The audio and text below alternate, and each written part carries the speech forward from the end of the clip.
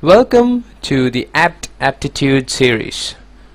This series is going to help you crack all the aptitude that's available in the face of the earth. So let's get started.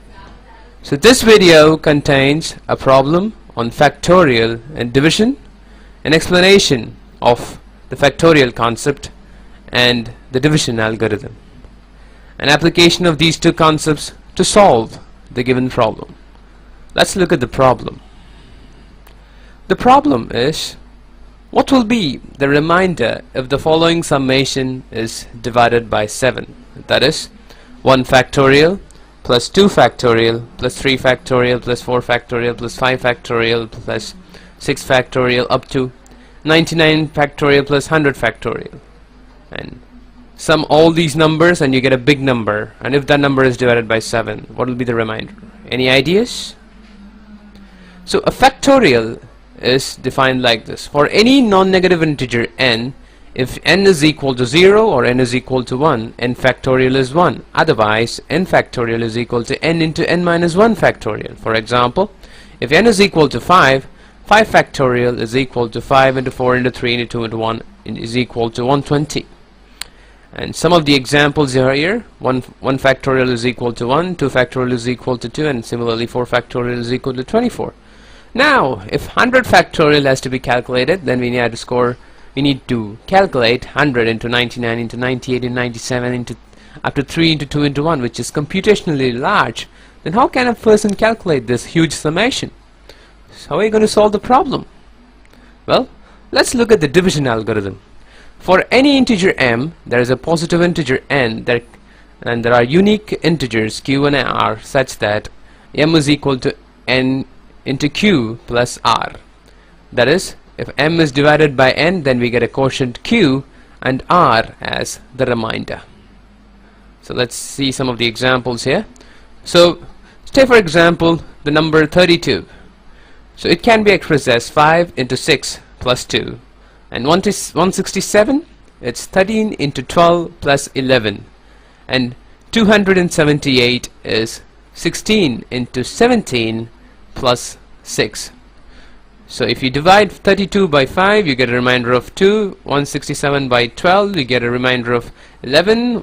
278 by 17, you get a remainder of 6.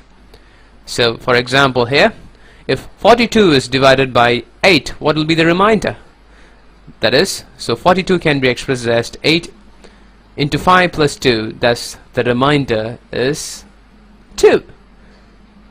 And typically you can see another example where 287 being divided by 22. Now listen to this carefully. 287 can be expressed as 220 plus 66 plus 1. So 220 is nothing but 22 plus into 10, and 66 is 22 into 3 plus 1. So it's nothing but 22 into 13 plus 1. Thus the remainder is 1. So are you getting closer to the clue? Let's see a bigger number here. Now take for example 71,567 is being divided by 7. So this 71,567 can be divided as 70,000 plus 1,400 plus 140 plus 21 plus 6.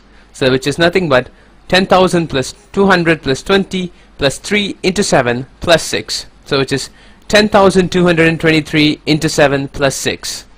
Thus the division algorithm, using the division algorithm, we say the remainder is 6. Now you have got any clue?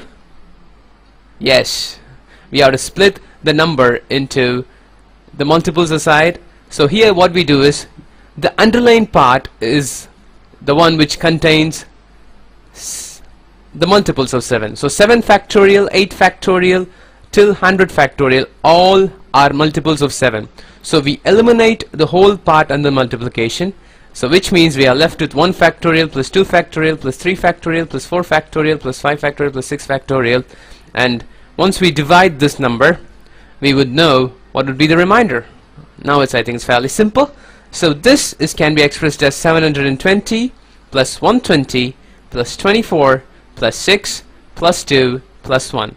So 720 plus 120 is 840, which is 120 into 7, so plus the remaining part sums up to 33. So this can be divided into 124 into 7, which means, and plus 5, which is the remainder. Hence the answer is 5, and that's the solution. And for practice, what will be the remainder if the summation from 1 factorial to 50 factorial is been divided by 8? Try out this problem with all your friends. I hope you have enjoyed this video. Thanks for watching this video, and please spread this video to anybody and everybody as you can reach out. Thanks once again. Hope it's been useful.